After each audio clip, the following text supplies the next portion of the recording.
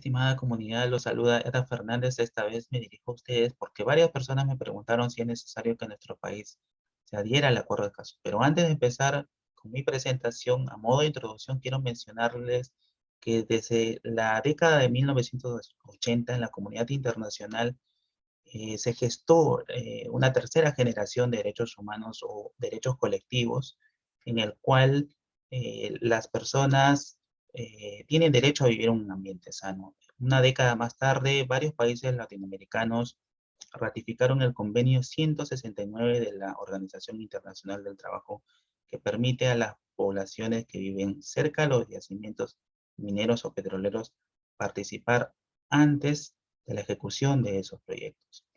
Al mismo tiempo, con el objetivo de atraer inversión privada extranjera, suscribieron los Tratados Bilaterales de Inversión, o TBI, que posteriormente fueron incorporados en una agenda mayor, que son la negociación de los tratados de libre comercio.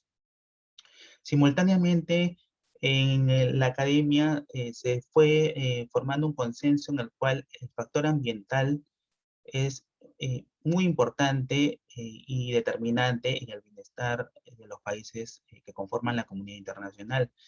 Es así, tenemos el caso del IMD, que lo incorpora en su ranking de competitividad mundial. Este ranking, como vamos a pasar a ver, está compuesto de 4 pilares. En el desempeño económico mide la situación macroeconómica de un país. En la eficiencia del gobierno mide las políticas y medidas económicas y legales del país en la competitividad. Eficiencia de los negocios, la productividad que tienen, la percepción que se tiene de ellas y la empleabilidad que generan. En el pilar de infraestructura, además de la tradicional construcción de puertos y aeropuertos, también tenemos inversión en tecnología, ciencia, salud, medio ambiente y educación. Más adelante vamos a poner énfasis en el pilar de infraestructura porque es el que menor desempeño ha tenido en la medición de los rankings de nuestro país. En el 2019 se encargó a la Universidad del Pacífico elaborar un estudio con el objetivo de calcular la brecha de infraestructura que se necesita para el periodo 2019-2038. Arroja este estudio dos conclusiones. Una de un corto plazo de 5 años, en el cual estima que se necesita 117.183 millones de soles solo para que nuestro país alcance los niveles de acceso básico de infraestructura con nuestras características socioeconómicas y geográficas. Y la mayor parte de esta inversión la recomienda concentrarla en los sectores de transportes, saneamiento, salud y telecomunicaciones. En el largo plazo de 20 años, señala que se necesitan 363.452 millones de soles para alcanzar los niveles de acceso básico de infraestructura de grupos de países más desarrollados como el OCDE. Nuevamente, este estudio hace énfasis en los sectores de saneamiento, de transportes, salud y agua. Pero como nosotros sabemos, la mayor parte de los ingresos del Estado provienen de la recaudación tributaria, de la actividad privada que genera el sector privado. Por ejemplo, el sector minero y de hidrocarburos aportan el 15% al Producto Bruto Interno. Es por eso que es vital atraer grandes empresas o grandes inversiones porque aportan, aportan gran cantidad, un porcentaje considerable al Producto Bruto Nacional. En el 2017, el Banco Mundial entrevistó a 750 ejecutivos de corporaciones globales, en el cual se les preguntó cuáles son las condiciones que necesita un país emergente para ser elegible para invertir, el cual este estudio arrojó 5 conclusiones. En el primero tenemos los estímulos tributarios, que por cierto los convenios de estabilidad tributaria juegan un papel importante al mantener estable una tasa del impuesto a la renta. Los laborales y migratorios, es decir, la facilidad para contratar a trabajadores en actividades específicas por un plazo determinado. Y también traer talento extranjero en posiciones muy especializadas, eliminación de barreras de ingreso a la inversión, simplificación administrativa, que acá, a mi juicio, va a jugar un rol muy importante la desactivación y eliminación de algunos ministerios, porque como veremos en el ítem de recomendaciones, se superponen o se duplican las funciones. También mencionaron facilidades de infraestructura, protección de inversiones. El 90% de los ejecutivos señalaron que es su principal preocupación. Es por ello que los TBI o las cláusulas de protección de inversiones juegan un papel importante. Dentro de ellas se encuentra el estándar de seguridad y protección plenas, facilidad para obtener bienes y servicios intermedios y la eliminación de la incertidumbre política y regulatoria. Recordemos que la semana pasada una conocida calificadora de riesgo rebajó la nota crediticia de nuestro país. Es decir, que como efecto inmediato va a tener que cuando el Estado peruano coloque bonos soberanos en el mercado internacional, va a tener que hacerlo a mayores tasas de interés, porque nuestro país es más riesgoso. Entonces, cuando le toque pagar esa deuda, va a ser con mayor interés por ese riesgo. Ahora vamos a ver cómo nos fue en el ranking, desde que ingresamos en el 2008 hasta el 2020.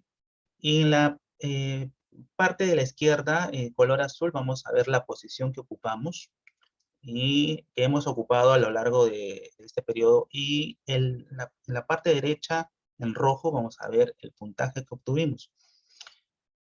Cuando ingresamos al ranking, ocupamos la posición 35 de 55. Sin embargo, un año después bajamos 2 posiciones y la tendencia se mantuvo hasta el 2012, en el cual recuperamos una posición, pero al año siguiente volvimos a caer, diría yo, significativamente al puesto 50. Al siguiente año se mantuvo la tendencia en el 2000 y se mantuvo en el 2016. Sin embargo, en el 2017 volvimos a caer. En el 2018 recuperamos una posición, al año siguiente se redujo nuestra posición e increíblemente en el 2020 subimos 2 posiciones o 3 posiciones a la posición 52 de 63 países evaluados. Sin embargo, en la última medición, nosotros ocupamos el puesto 58 de 64 países y hemos perdido 6 posiciones y 9.5 puntos en esta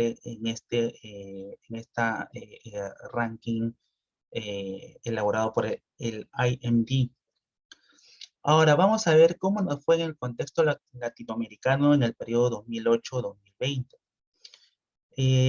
Vemos que en la parte superior de color azul se ubica Chile, que ha mantenido su liderazgo en la región, y el que le sigue es México con la línea verde, que le disputaba hasta el 2013 el liderazgo.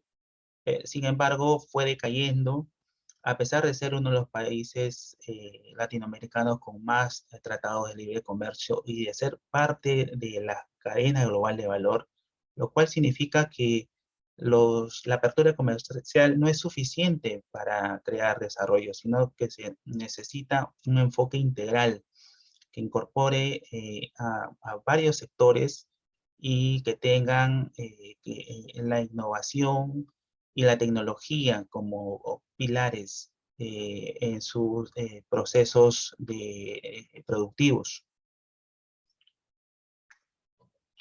Ahora vamos a ver, como les mencioné, en la infraestructura. Ahora, esta vez vamos a fijarnos en el puntaje, en la parte derecha vemos, de color rojo, vemos que empezamos con 13.13 puntos, se volvió a mejorar en ejecución de presupuesto en el año siguiente. Sin embargo, en el 2010 se redujo. En el 2011 se mejoró un poco más. Sin embargo, en el 2012 se volvió a bajar. En el 2013 igual la tendencia se mantuvo. E increíblemente en el 2014 el ranking arroja 0.0. Esto significa que los proyectos que se ejecutaron no tuvieron un impacto en la competitividad del país. En el 2015 se mejoró la ejecución de infraestructura, se mantuvo la tendencia hasta el año pasado. Ahora vamos a ver el derecho a la consulta previa de los pueblos originarios. Tanto la ley 29.785 y su reglamento definen quiénes son considerados comunidades originarias, cómo pueden acceder a la consulta previa, qué acuerdos pueden tomar, cuáles son las consideraciones a tener en cuenta para que el Estado tome una decisión. Y en primer lugar tenemos que define a los pueblos originarios como comunidades campesinas, indígenas o nativas que viven cerca al área geográfica, al área de influencia de ese proyecto minero petrolero que pueda afectar su derecho a la consulta al uso de los recursos naturales. Hay que resaltar que el resultado del proceso de consulta previa no es vinculante para el Estado, salvo los acuerdos que alcancen las partes. Además de consultar previamente a las comunidades, la jurisprudencia de la Corte Interamericana de Derechos Humanos señala de que se debe obtener el consentimiento de las comunidades originarias cuando el proyecto que se va a ejecutar implique desplazamiento, planes de desarrollo a gran escala, manipulación de sustancias tóxicas, entre otros. Ahora vamos a ver cómo las comunidades y las entidades promotoras participan de la consulta previa. Bueno, primero, antes de empezar el proceso, tienen que elegir a sus representantes o conformar organizaciones de acuerdo a sus usos y costumbres. En cuanto al Estado, va a depender de del sector que va a participar, que involucra al proyecto. Si es un proyecto de hidrocarburos, va a ser el Ministerio del Medio Ambiente, conjuntamente con el Ministerio de Energía y Minas, la oficina de conflictos de la PCM, entre otros. Ahora, ¿cuáles son los criterios para elegir a las comunidades a consultar?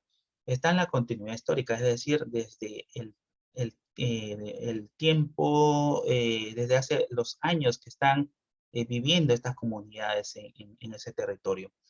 La conexión territorial es la cercanía, la cercanía a ese yacimiento minero petrolero que se va a explotar.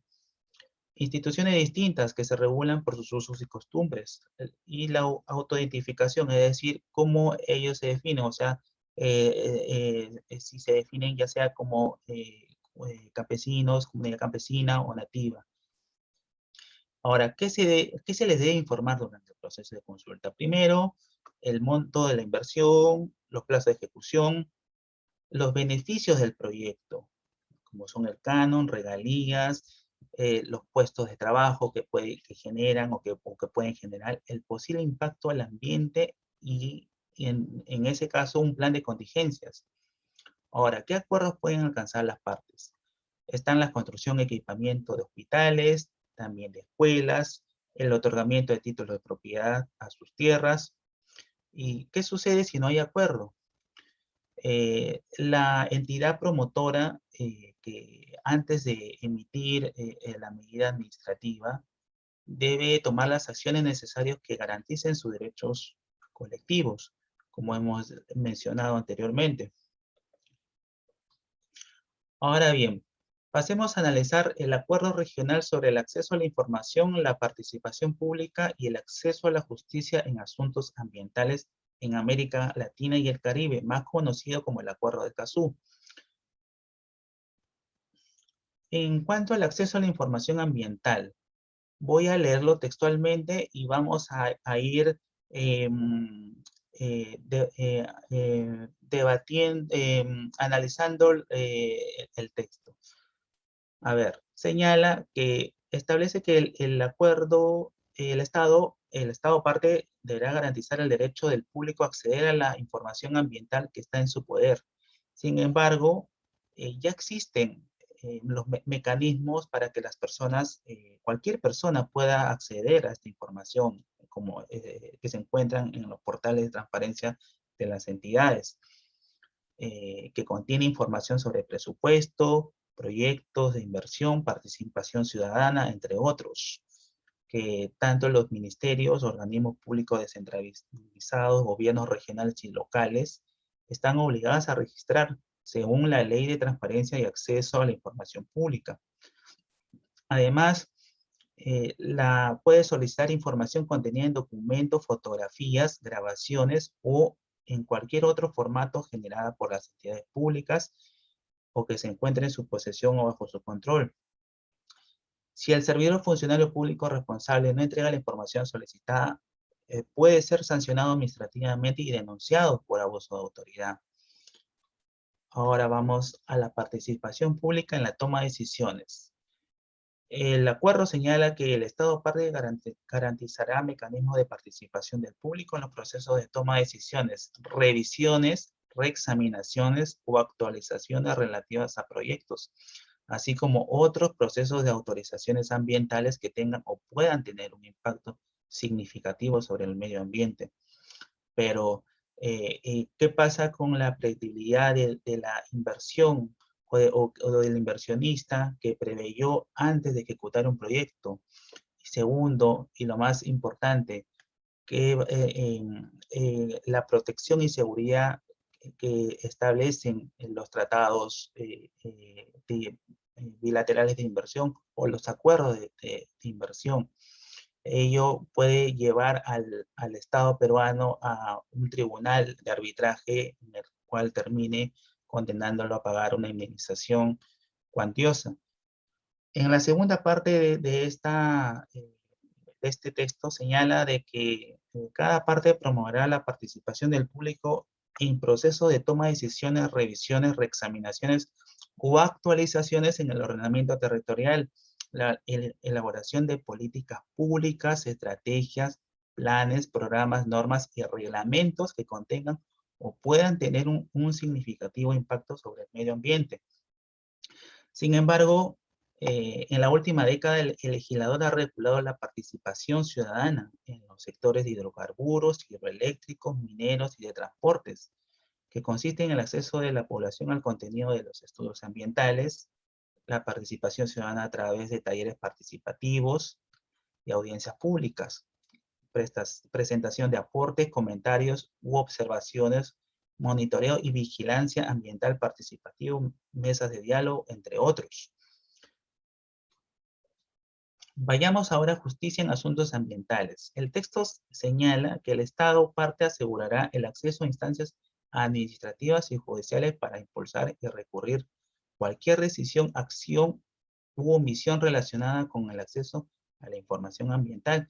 Sin embargo, desde el 2018, el Tribunal de Transparencia y Acceso a la Información Pública resuelve en última instancia administrativa los recursos de apelación sobre la denegación de acceso a la información pública. Además, el administrado, si no está conforme con la resolución, puede apelar esta resolución y eventualmente iniciar un proceso contencioso administrativo. Adicionalmente, puede iniciar un proceso de habeas data ante el Tribunal Constitucional. Ahora vayamos a la protección de los defensores ambientales. Ah, ¿Quiénes son los defensores ambientales o a quiénes se les considera un defensor ambiental? Según el Programa de las Naciones Unidas para el Medio Ambiente, un defensor ambiental o los defensores ambientales son individuos y grupos que a título personal o profesional y de forma pacífica se esfuerzan por proteger y promover los derechos humanos relacionados con el medio ambiente, incluidos el agua, el aire, la tierra, la flora y la fauna. Ahora bien, ¿qué señala el texto en esta parte?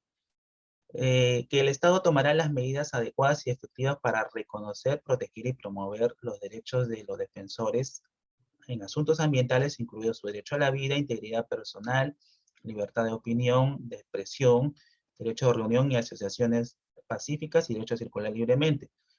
Sin embargo, en julio de este año se aprobó un protocolo sectorial para la protección de los defensores ambientales, que encarga al sector del medio ambiente una serie de obligaciones a favor de ellos, como son informar las situaciones que enfrentan, implementar las medidas de prevención, de protección y apoyo correspondiente a las medidas urgentes de protección a favor de los defensores. También comunicar a la unidad funcional de delitos ambientales que se creó o que es la encargada de recolectar la información, el estado de implementación y ejecución de las medidas de prevención, protección y de apoyo a la ejecución de las medidas urgentes de protección de los defensores ambientales. Aquí también podría ayudar un sistema de monitoreo, ¿no? O, es decir, eh, en cuáles sectores o en qué áreas geográficas los defensores ambientales necesitan una mayor protección, tanto de la policía o de las autoridades civiles. A ver, ¿cuál es mi conclusión? Mi conclusión es que al ser la mayoría de mejor dicho, las disposiciones establecidas en el Acuerdo de Escazú ya fueron recogidas, incorporadas en la legislación ambiental, ya no es necesario ratificar o adherirse al Acuerdo de Escazú. Lo que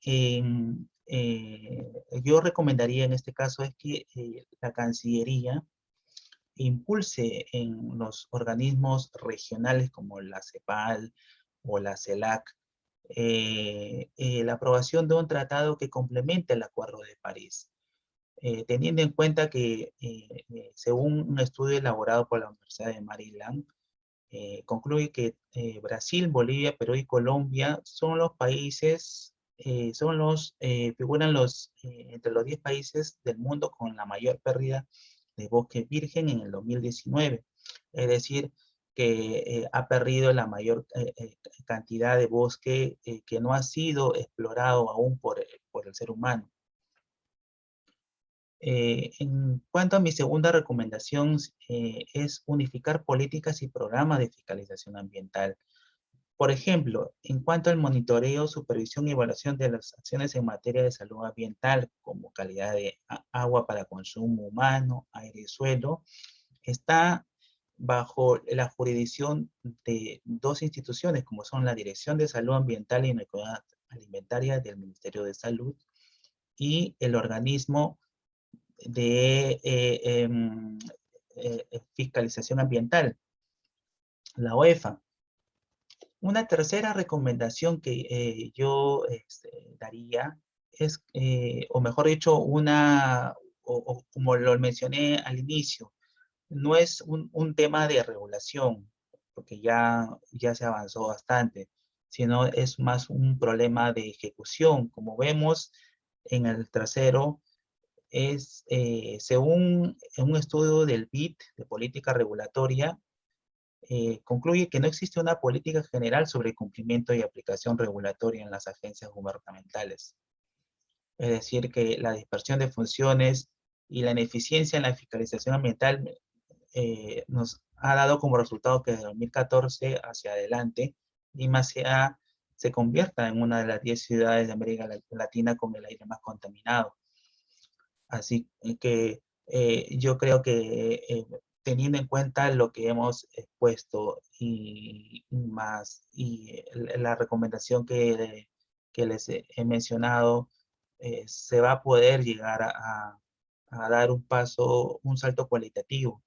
Una buena iniciativa es la Comisión Nacional sobre el Cambio Climático, por ejemplo, pero se necesita realizar eh, una medición más certera sobre cómo vamos en el tema de deforestación, por ejemplo, en la renovación del parque automotor.